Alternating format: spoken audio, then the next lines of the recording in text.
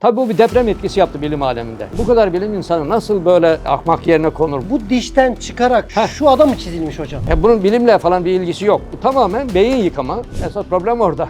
Yapılmak istenen o. Bunlar ara formsa o zaman evrim gerçektir. Hepsi öyle. Yani bunların el tutulacak tarafı yok. Hocam evrimle ilgili ara formlardan bahsediliyor, fosillerden bahsediliyor ve ben sizin kitabınızı inceledim. Siz de onlarla ilgili çalışmalar yapmışsınız ve onlarla ilgili de kitabınızda çeşitli bölümler ayırmışsınız. Mesela hocam uzun kollu maymun dediğimiz Ramapithecus diye bir fosilimiz var. Güney maymunu diye ayrı bir fosilimiz var. Homo erectus diye Java adamı diye bir fosilimiz var. Nebraska adamı var. Ondan sonra ve Pilton adamı diye fosillerden bahsediliyor. Bunlar evrimin delilleri değiller mi? Bunlar ara formsa o zaman evrim gerçektir. Bismillahirrahmanirrahim. Şimdi ben 1983 yılında Fosiller Evrimi Hayır diyor kitabını tercüme edince bu fosillerin hakikat olmadığını anladım. O zamana kadar ben üniversitede evolüsyon dersi veriyordum. Verdiğim derslerde bu fosilleri gerçek olarak biliyorduk. Yani bize öyle öğretilmişti. Kitaplardan öyle öğrenmiştik ama o gerek Avrupa, gerek Amerika'da, Rusya'da, İngiltere'de, Fransa'da evrimle alakalı bütün düşünceleri, görüşleri içine alan ve bunun değerlendirmesini yapan ve evrimcilerin kendi ifadeleriyle fosillerle alakalı değerlendirmeleri ihtiva eden kitabı tercüme edince gördü ki bunların hiçbirisi hakikati ortaya koymuyor. Ne demek hocam yani hakikati ortaya koyma ne demek yani? Yani ara form değil hiçbirisi. Ne peki uydurma mı bunlar? Uydurma. Kendileri bunu itiraf ediyorlar. Bak şimdi Australopithecus, Afrika'da mı? Bu sonradan Australopithecus'un başka alt formları da buna eklendi. Şimdi bu resimlerde görülecek bulunmuş bir takım eye kemikleriyle bir araya getirilmesiyle teşkil edilmiş bir fosil birikimi diyelim ona. Küçük parçalar. Şundan mı bahsediyorsunuz Evet. hocam? Yani Evet. bunu O iskelet ekrana var ya, getireceğiz iskelet, inşallah. Evrimcilerin kendileri bu iskeletin Şu Peki, kısım. evet, o fosillerin parçaların her birisinin farklı canlıya ait olduğunu ifade ediyorlar. Velev ki tek bir canlıya ait bile olsa, şimdi oradaki fosillere dayanarak bunun canlı halini çizeceksiniz. Siz yeryüzünde 8 milyar insan var. 8 milyar insana deseniz ki şu fosilin canlı halini çizin, 8 milyar tane ne ortaya çıkar? Farklı resim çıkar. Ama bunlar bakın çizgiler doğrudan sol alt köşede. Şunu çizmişler Yarım hocam öyle ayna, mi? yarı insan resmi. Ve onun da sağ tarafta görüyorsunuz bilgisayarla düzeltilmiş şekli. Şimdi bunu öğrenci şeyde Maymuna benziyor hocam. tabii işte zaten esas problem orada. Yapılmak istenen o. Dolayısıyla yani bunun kendileri de ifade ediyor. Hakikatle alakası yok. Ramapithecus da öyle. Ramapithecus da günümüzdeki maymunlara benzer. Diş yapısıyla, çene yapısıyla bunun üzerinde uzun süre araştırma yapan bilim adamlarının ortaya koydukları gerçek bu. Yani bunların insan atası olması mümkün değildir ya da insanın ortak ataya sahip olmaları mümkün değildir. Bunların her birisi bir maymunun bir parçasıdır. Maymunlardan form bakımından farklı olan maymunların farklı fertlerine aittir bu fosil parçaları şeklinde. Kendi ifadeleri var. Yani her bir bulunan fosil parçası mesela her bir kemik ayrı bir maymuna ayrı bir canlıya mı ait oluyor? Yani genelde maymunlara ait. Yani onun başka bir canlıyı temsil ettiği tarzındaki iddianın bir aslı yok yani. Evrimciler kendileri bunu ifade ediyorlar. Sonra diğer o dik yürüyen Erectus grubu diye ifade edilen Pithecanthropus erectus mesela Java adamı. Şimdi Java adamı 1891 yılında Hollanda'dan Java'ya askeri bir ekip giderken Hollanda'nın sömürgesi durumunda Java. Du Bois fizik doktoru. Bu da iştirak ediyor. Orada insan atasını bulmaya gidiyor. Orada kendine bir köşk tahsis ediyorlar ve orada mahkumları bir çakıl çukurunda çalıştırıyorlar. Bir ay içerisinde oradan gelen fosil parçalarından bir kafatası, bir uyluk kemiği, 2 de diş bir araya getirerek bunun tek bir canlıya ait olduğunu ve bunun 500 bin yıl önce yaşamış insanın atası olduğunu ve Pithecanthropus erectus yani insanın dik yürüyen maymun benzeri atası şeklinde bilim alemine takdim ediliyor. 1891 yılında. 30 yıl sonra 1920'li yıllarda 20-21'li yıllarca Du Bois kendisi itiraf ediyor. Bu arkeoloji ansiklopedisinde de var 1960 baskısında. Diyor ki ben diyor bir hata ettim. Yani bu kafatası maymuna, uyluk kemiği de insana aittir. Dolayısıyla bunun hakikatle alakası yoktur. Ama şimdi gerek üniversitelerde, daha önce bizde liselerde de okutuluyordu. Bu insanın ilk dik yürüyen atası olarak takdim ediliyor. Yani şimdi bunun bir hakikatle alakası yok. Pilton adamı da öyle. Pilton adamı 1912 yılında İngiltere'nin Saksas şehrinde bir çakıl çukurundan merasimle bir kafatası çıkarılıyor. Çene tam, kafatası tam, dişler tam. Şimdiye kadar bulunan fosillerin içerisinde en ideali. İnsana en çok benzeyeni mi? Hayır, o cihetiyle değil. Yani fosil yapısı Fosil itibarına yapısı tam, itibariyle. yani çenenin tam olması, dişlerin tam olması, kafatasının tam olması büyük bir şans eseri böyle bulundu diye.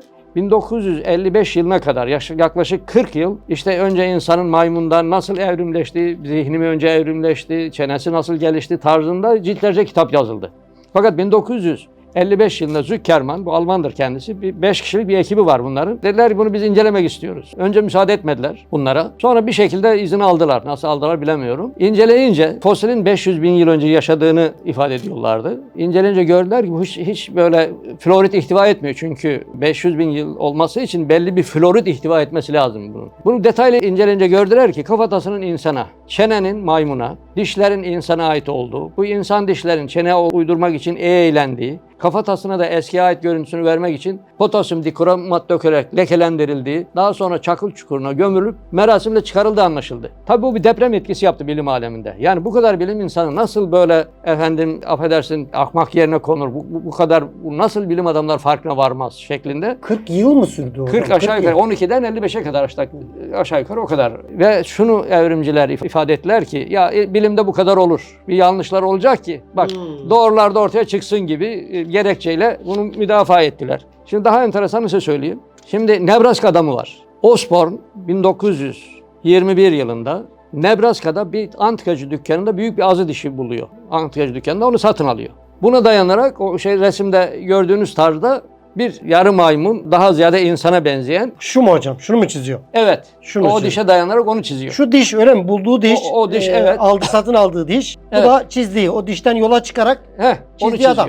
Ve ondan sonra dikkat ederseniz sol tarafta kaydırırsanız resmi göreceksiniz. Orada şeyler var. Bakın aynı adamın daha ilkel insan tarzında arkada atlar var. Daha öbür tarafta sığırlar var, develer var. Ya bu dişten çıkarak şu adam mı çizilmiş hocam? Evet çizildi. Ondan sonra da yandaki resimde onlar çoğaltılarak, bak aynı adam dikkat edersen. Ya bir dişten nasıl böyle bir şekil İşin daha enteresanını söyleyeyim size. O diş sonradan 3 yıl sonra 1925 yılında domuza ait olduğu anlaşıldı.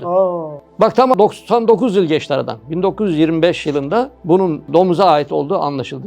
Yaklaşık 100 yıl. Peki 100 yıl sonra şimdi halen bunun gündemde olmasının sebebi ne? Garip. Bunun bilimle falan bir ilgisi yok. Bu tamamen beyin yıkama. Dolayısıyla böyle bazı insanları, gençleri özellikle kendi kültüründen, dininden, diyanetinden uzaklaştırma işin altında yatan bu. Çünkü bunu bilimsel bilgi diye takdim ediyorlar. İnsan işte bunlardan meydana gelmiştir. Kur'an-ı Kerim'de Kur'an doğrudan insan topraktan yaratıldığını beyan ediyor. Tabii bunu bilimsel bilgi olarak takdim ediyorlar. Genç de tabii diyor ki Kur'an inanca dayanır diyor. Bu da diyor bilimsel bilgi demek ki diyor insanın geçmiş atası böyleymiş diyor. Diyorlar. Şimdi Piltdown adamı, Nebraska adamı, uzun kollu maymun. Hepsi öyle. Yani bunların el tutulacak tarafı yok. Şimdi bunların içerisinde Neandertal adam var. Yani en çok günümüzde gündeme getirilen. En çok insana benzeyen adam herhalde değil mi hocam? Şimdi bu 1856 yılında Almanya'nın Düsseldorf şehrinde Neandertal Vadisi'nde bulundu. Şimdi bu eğik iskelete sahip, böyle kamburlaşmış bir iskelete sahip ama insana büyük oranda benziyor. Dolayısıyla işte insanın atası olarak takdim edildi. Bu Ian Howe diye araştırıcı bunun diyor D vitamini noksanlığından beli gamburlaşmış bir insan fosili diyor. Yani yoksa bunun diyor maymunun beli eğik bir maymun değil diyor. Amerika'da da bununla alakalı çok enteresan görüşler gündeme geliyor. Bu insanın Neandertal adamıyla ilgili olarak James Sharrow şöyle bir ifade kullanıyor. Diyor ki Amerika'da jeolog, arkeolog, biyolog, biyokimya sahasında 150'ye yakın diyor farklı bilim adamıyla Neandertal adamını konuştum. Her birisi diyor kendine göre farklı delillerle farklı şey ifade ettiler. Yani diyor bir bakıma 150 farklı görüş ortaya çıktı. Kendi şöyle bir tabir kullanıyor. Amerika'da diyor aynı anda farklı beldelerde farklı iklimler görürsünüz. Hava durumu. Eğer diyor bu birisinin Neandertal adam hakkında söylediğini diyor kabul etmiyorsanız bekleyin diyor. İklimin değiştiği gibi bir süre sonra yeni görüşler gündeme gelecektir diyor. Yani bu bütün dünyada böyle. Yani sadece bizde değil bütün dünyada Neandertal adamı bu şekilde değişik tarzlarda güya insanın maymundan gelen atası şeklinde takdim ediliyor. Halbuki bunun D vitamini noksanlığından kemik hastalığına tutulmuş bir insan iskeleti olduğu ifade ediliyor Neandertal adamının. Yani bunların elle tutulur bir tarafı yok. İşte Pekin adam var mesela. O da 1921 yılında Pekin şehrine yakın bir yerde mağarada bulundu. Kireç ocağın, yakım ocağında. Orada iki dişle temsil ediliyor. Onun iki dişine dayanarak bir alçı modelinden Pekin adamı çizdiler. Günümüze ulaşan o. Sonra orada yapılan araştırmada o ocakta insan kafatasları ve maymun kafataslarını buldular. Bu kireç yakma ocağı bir şekilde göçmüş, altında insanlar göçün altında kalmışlar. Buradaki maymunların kafataslarının da buradaki insanlar maymunları avlayıp yedikleri, dolayısıyla kafataslarının da orada kaldığını ifade ediyorlar. Yani Pekin adamı diye takdim edilen de bu. Onun da aslı yok. Yani dolayısıyla bu noktada böyle elle tutulur bir fosil delili yok. Yani hocam anladığım şu, yani sizler diyorsunuz ki bu ara form olarak gösterilen bu fosillerin tamamında bir sahtekarlık var. Anladığım kadarıyla diyorsunuz. Öyle. Bu video sana faydalı geldiyse daha fazla insana ulaşabilmemiz için beğenebilir, paylaşabilir ve abone olabilirsiniz. Unutma, hayra vesile olan hayrı yapan gibidir.